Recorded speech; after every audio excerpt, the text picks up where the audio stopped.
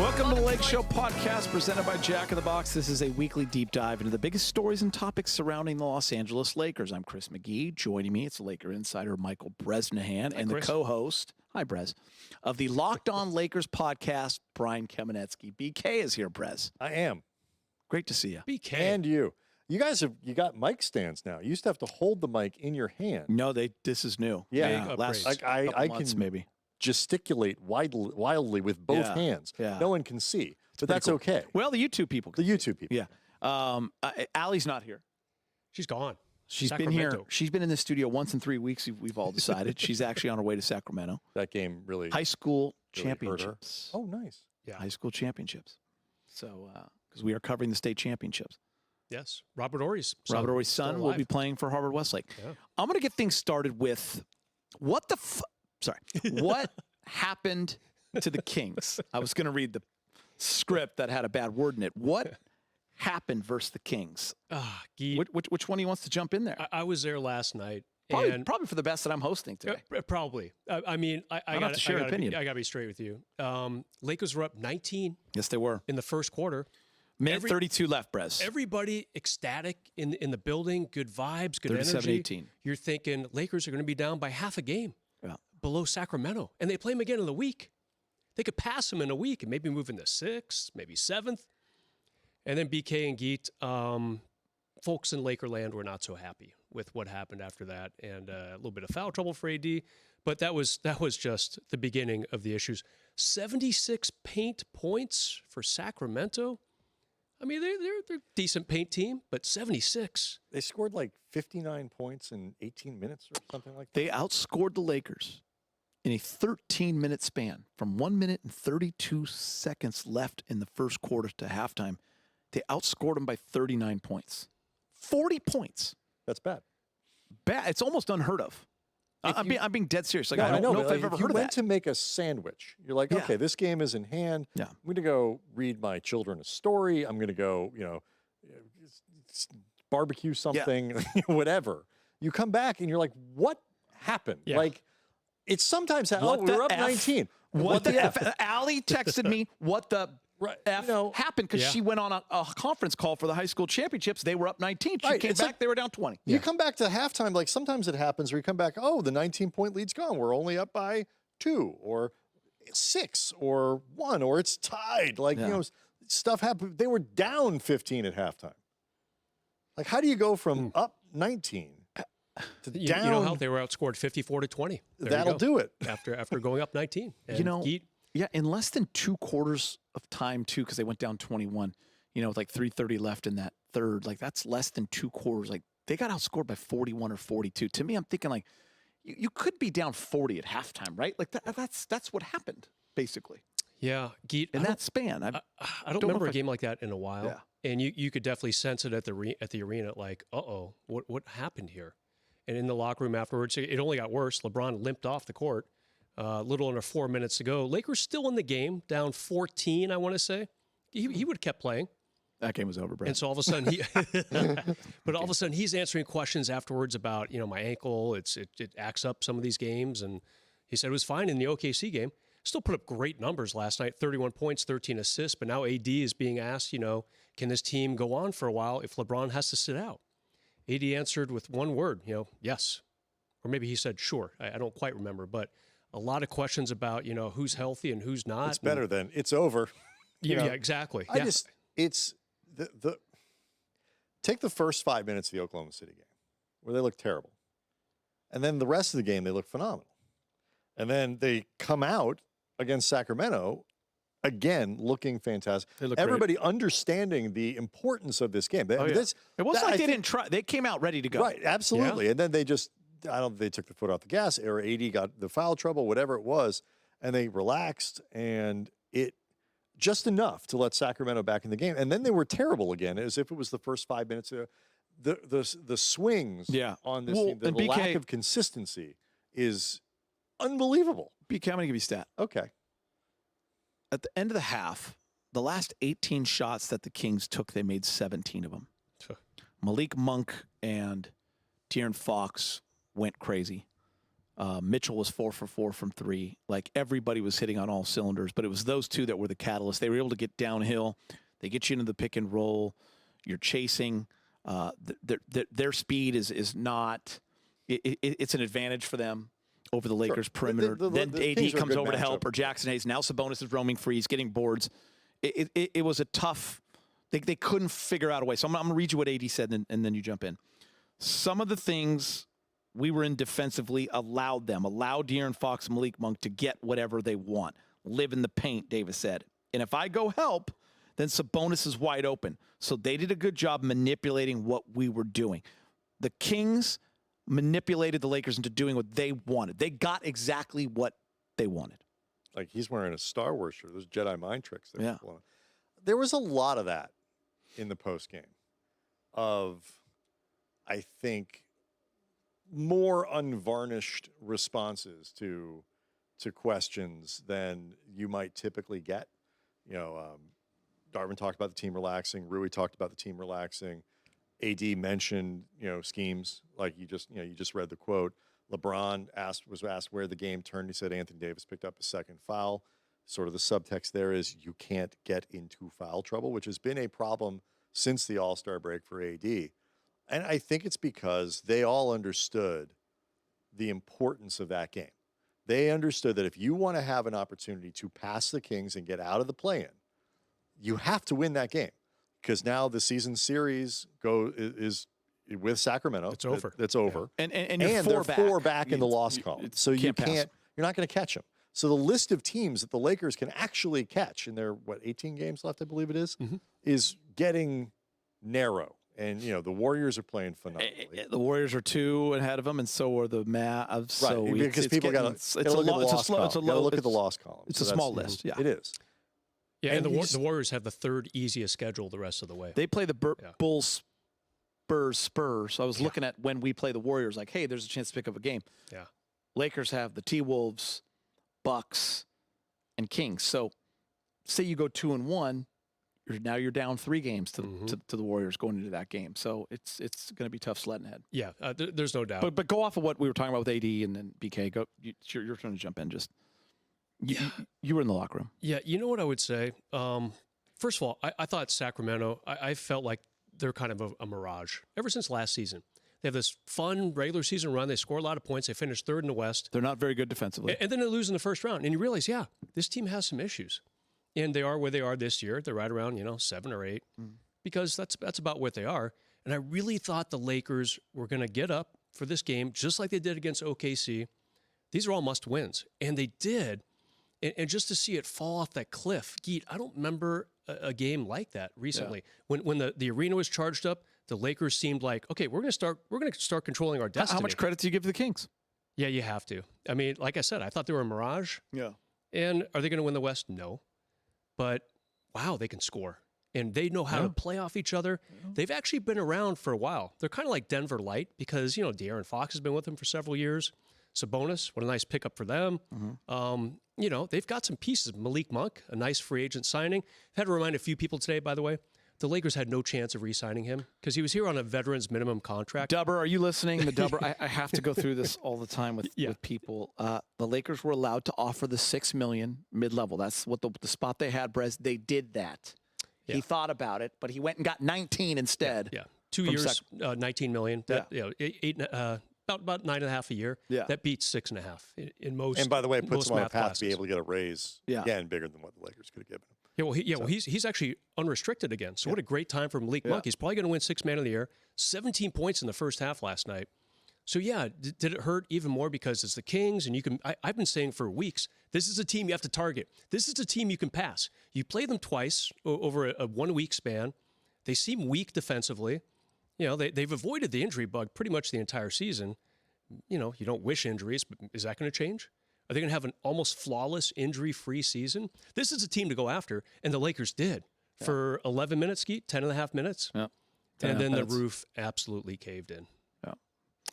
Standings watch. So the Lakers, as we mentioned, they're in 10th.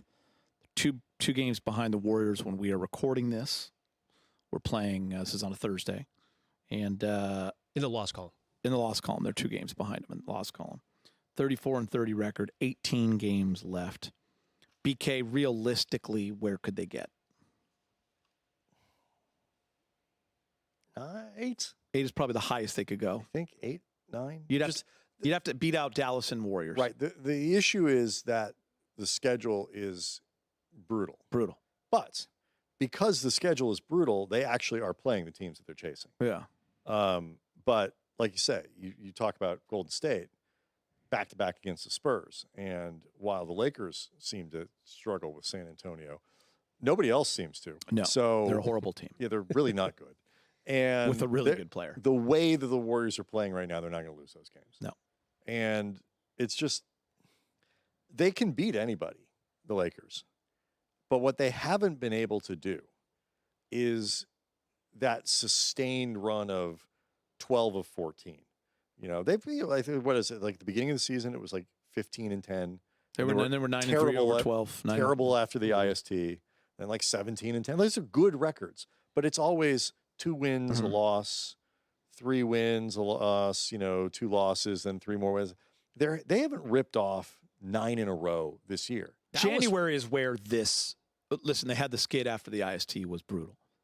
But January is where they had a chance to make that up. Absolutely. 15 games, 12 of them in your building, 11 of them you're the home team. Teams they did not take care of. They went 7-8 or 8-7, whatever. It wasn't. That's where this, for me, that's where it flipped to like last year, where this down the stretch, All-Star break on feels like life or death every game. Because they didn't take care of business in January and after the ISD tournament, like BK said, now you're in this position where every loss, it seems like you're destined for 10. It's so funny. I was thinking about that earlier today. January is where the cracks started. And they got over it. They had a nice February. And but January, when you go 6-5 in your own building, including a Clipper home game. And then remember, at the very end of that month, they started the Grammy trip. And they lost to Houston and they lost to Atlanta. And those are 2 other weird losses in January. And the Lakers... It flipped right after that in Boston, literally the next game. Yeah, I mean... No LeBron, no AD. Yeah, and BK, to your point, I asked AD last night, I said, does it ever feel like 2 steps forward, 1 step back? And I think I even mentioned defensively because they were so good against OKC. Holding that team to 104. Vando. And, yeah. Right. Vando. And I'm with you, BK. They need to put together... Dallas somehow won 7 in a row. Can the Lakers do that? Maybe not on this stretch. They got 7 of their next 8 against over 500 teams. But, if you sense a frustration in their voices, it's because... Yeah. Where are we on LeBron, guys? Oh, sorry, Brez. Where are we on LeBron? And you were there, right, Brez? Like he said, I think he said it to you. I'll be all right. Yeah, first thing he said, listen, you've been around these guys for how many years now? 20? 20. They don't want to talk about it. Right. A lot of times. They don't want to use the excuse. Mm-hmm. They don't want to talk about it. They don't want to dive into it. It is what it is. It hurts. It always has. Mm-hmm. I'll let you know later. But that's kind of what I was. Yeah. I think Dave McMenamin dove back into it about a minute later after he talked about some game stuff. What happened out there. LeBron mentioned, AD had a second foul. What can you do next? Might have been the next question. A couple game questions. And McMenamin's like, so what's the deal with the ankle? Yeah. And if anyone can ask that question and get a great answer, it's McMenamin. They have a good rapport. And he also asked, how do you when are you feeling it? Yeah, it was actually a great question. Yeah. I wish I thought of that. Yeah, my first question was, are you okay? Because I asked the first question, and we all saw him hobble off, and he didn't go very deep on that. He didn't want to talk much. Yeah, but then, players generally, if you follow up, maybe not right away, but eventually, and I thought he gave a good answer. Sometimes it really bothers me. Yeah. I was fine in OKC. Yeah. Totally fine. So it's a little alarming, might be too strong, but it's concerning for sure. I think what we've learned, BK, I think Brez would agree, is we'll know before the game if LeBron James is playing or not. Because he has been listed questionable for the whole time he's been here. And that is to give the Lakers the leeway to decide before every game whether or not he can play without getting in trouble with the league. And it'll be him that lets you know. Yep. And if he's playing, because LeBron knows his body. Mm-hmm. And if he's ready, if he can play, he'll play. He will. And that's what I always tell my friends when I was like, is LeBron playing? If he can play, he's playing. If he's hurt, he's not going to play. We've reached that point in the year, too, where LeBron, you see, one of the structural challenges with the Lakers, and this is why the injury issues are more problematic. You see, like, fans from other teams, like, if you're, like, leaning on Gabe Vincent, Jared Vanderbilt being hurt, like, your team's not very good. And that's not entirely, accurate because Vanderbilt is the one player probably that they can't replicate anywhere else. That's what I was just LeBron saying on AD. the radio. Same thing.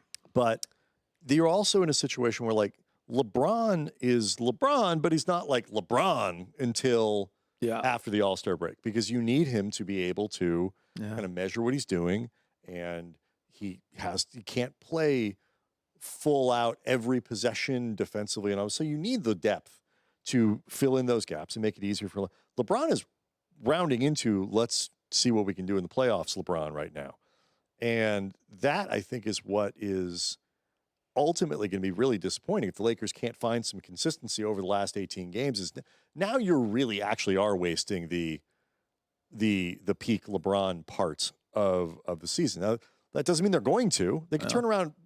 I mean, would anybody find it hard to believe they could turn around on Friday against Milwaukee and I wouldn't be surprised one beat them by 15? No. And Karl Anthony Towns on Sunday, looks like. So, that's a winnable game.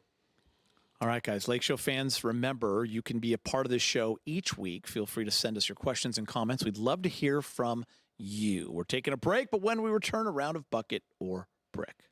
Allie? Welcome back to the Lakeshow podcast presented by Jack in the Box. If you're enjoying the show, you can check out more original podcasts from our Spectrum News journalists on the Spectrum News app. Just head to the podcast section to listen to the latest episodes. You can download the Spectrum News app on the App Store or Google Play. Time for a round of bucket or brick. Bucket or brick, Brez? De'Aaron Fox is still pissed the Lakers didn't draft him. I love how you said that. I'm going to brick it. Whatever issues he had, God, what year is that? 2018, 2017? Yeah, it's been a while now. Have long since come and gone. No, I don't think that bothers him. Yeah. I'm sure he's reminded of it every time he comes to Staples Center / Crypto.com Arena over the years. But I would hope he's over it by now. I mean, it's not like he was snubbed. He had a career high 44. Yeah, it's not Took it out on Brez and his Lakers. It's not like, the guy, he dropped way down in the draft because the Lakers didn't pick him. He went one pick later? Yeah, three picks later. Thank you. Yeah, I don't think he's worried about that. That's bucket. I mean, apparently, because every time he plays the Lakers, he throttles them. He does. There is that. Routinely torches the Lakers. Domantas Sabonis is apparently ticked the Lakers didn't take it either. Can I throw a different curveball at De'Aaron Fox? Maybe I should go down the next time the Kings and Lakers play and go to him and say, hey, by the way, you should be really thankful of the Lakers for not drafting you. Yeah. If they draft you, you don't become De'Aaron Fox. You would have been traded. Yeah. You would have been off ball your second year under the microscope because LeBron would have come in and had the ball. Yep. You weren't a good three-point shooter then. Take. You would have been shipped off to New Orleans. You'd be in hell. Who knows where you'd be. Or Brooklyn. He could have been in Brooklyn. They could have shipped him off to Brooklyn. Who knows where he would be. Lonzo's coming right. Lonzo's still coming right. He was able to go to Sacramento, go through a bunch of coaches. He could just cruise, and then he became a great player. Yeah. So he should be thankful and maybe take it easy on us. Keith, that's a great take. LeBron became the first player to 40K and counting last week. Was that last week? It was. Bucket or brick? You can name another NBA record that probably won't be broken, BK. That won't be broken? Yep.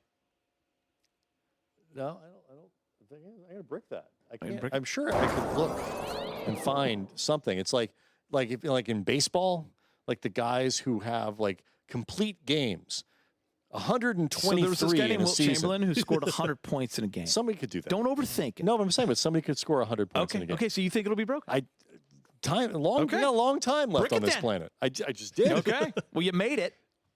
Oh.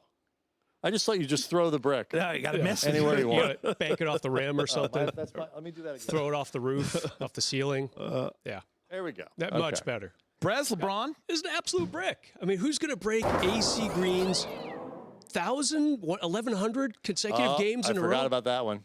1,192. You'd have to play 14 years without missing a game, I believe. And in the era of load management, good luck. Because even if you want to, at some point your team is going to say, hey, we're not very good this year. That's the advantage. We're going to shut you down. That is the advantage of going second. Brez was ready and he pounced. Yeah. He did. And what's Wilt's rebounds per game? That was pretty obnoxious too. Or didn't Wilt play like 48 and a half minutes per game? What about Steph Curry's 3,766 made threes? The Steph Curry... The next closest guy is James Harden with like 2,000. Right, but Steph Curry has inspired an entire generation of Steph Currys who will someday come along and break that record. Yeah. 300. I agree. The rebounds per game thing is a good one. Yeah, and Will played 48.5 minutes per game one year, something crazy like that. Yeah, that's no one's going to touch. But again, that's the J.J. Redick plumbers and electricians. Yeah. So Karl-Anthony Towns out indefinitely, torn meniscus, bucket or brick. This could shake up things at the top of the West. Yeah, I'm going to bucket this. What a dream season for Minnesota. I was laughing at them a year ago, and I wasn't the only one. It's like, how many draft picks did they give up for Gobert? And they lost to the Lakers in the play-in tournament, and they got swept in the first round. What a waste. And then they have this season. They've had really good health this season, and it caught up to them. And, they could fall as far as 4, Geet, if the Clippers are motivated. And they were number 1 in the West. Do we know how long he's out? Is it torn meniscus is... There's no timetable. No timetable. They're still kind of... BK, let me help you with this. Does it shake it up? Brick. Whoa. And I'll tell you why. Okay. See how I get the hang of it now. Just throwing the thing up in the air and hope it doesn't hit anything expensive. I'm not totally sure Minnesota was going to advance very far in the playoffs. But I think shake-up means like the top of the West in terms of the standings. But what my point is, it doesn't matter to me if they were first or second or third because they weren't going anywhere. I don't think. I think they could have won a round. The Western Conference playoffs this year are going to be bonkers because they're going to be entirely matchup based. If the Lakers manage to get in and play the Thunder, well, they could win that series. If the Lakers are matched up against Denver, I think we all understand that could be a little more of a challenge. And if the Lakers are in the 9-10 game, the best they could be is 8. That's playing the 1. And so everybody's got those types of matchups throughout the West. The worst team right now is the Lakers, and they're still pretty scary. Yeah. And by the way, there's 2 meniscus. Tense, and they are pretty scary. Kind of scary. Yeah. There's 2 meniscus ways they could go about it, Geet. Remember our friend Meta? They just cut his off. He played like 3 days later. He regrets it to this day. So, I'm guessing Karl-Anthony Towns is out for like 3 weeks probably. You can also sew it up, which is the better thing long term, but that's like 6 weeks or so. Cut off your meniscus, Cat. Yeah. So this is strictly a brick. Unfortunately, Ben Simmons out for the remainder of the season while he consults specialists and explores treatment options for nerve issues in his Did you just call back. Ben Simmons a brick? It's just while he's being hurt? Just saying it's a brick. There's no bucket or brick here. Kind of kicking him while he's down. No, it's just there's no bucket or brick here. It's just a brick, basically, right? Like he's out. It's a bummer. I'm personally upset because I got sucked into a very good preseason by him. Yeah. And I took a flyer on him late in my draft in the Kevin Ding League. And not real happy with myself. That's on Brez. It is. That's, he was like player 137, but I'm still mad at myself because I fell for it. So, I'm with you, Geet. That was like taking Dalvin Cook in fantasy football with a high draft pick, right? When he went to the Jets. Like that was, don't do that. Yeah. No, there's Stupid. Yeah. It's a shit. Like, it's not smart, Brett. No. He's become kind of a meme, Ben Simmons. Yeah. But it's not fair because even he was an imperfect player at his peak. He was so good. Yeah. He was really good. I think what frustrates former players and people that cover the league is his lack of desire to play. So then when you couple it with real injuries, you don't know. You know what I'm saying? Like that's a big issue. It's a bummer. Last one. Celtics and Nuggets face off Thursday night. Is this an NBA Finals preview? Absolutely. It is. And what do you think, B. Moore? Yeah. The voice of God coming in? Nope, no voice of God. Boston going to get upset, man. Maybe they get upset. Do you need another brick? Are you changing your mind? No. Okay. Here's what I think about this. We don't want to see Boston win another title for obvious reasons. Yeah. We're inside the Laker Network's studio here, Geet. And I find Denver, they're very, very, very systematic, very system-driven, maybe a little boring at times, but I will absolutely be rooting for the Nuggets. And I actually looked to see what the odds were. I'm betting that matchup the other day. Do you think this is a preview on Thursday? Yeah, I do. Do you? I do. I'm going to say yes, but if bucket for the people who can't see. Yeah. But it's pretty. What's remarkable about it is it's pretty narrow to the field. Like I think Boston comes out of the East because I think they're pretty clearly the best team. Although Doc quietly has started to fix the Bucks and the defense has been much better and all that kind of stuff. Again, Sixers he's been getting a bit of a Embiid meme. back soon. Maybe.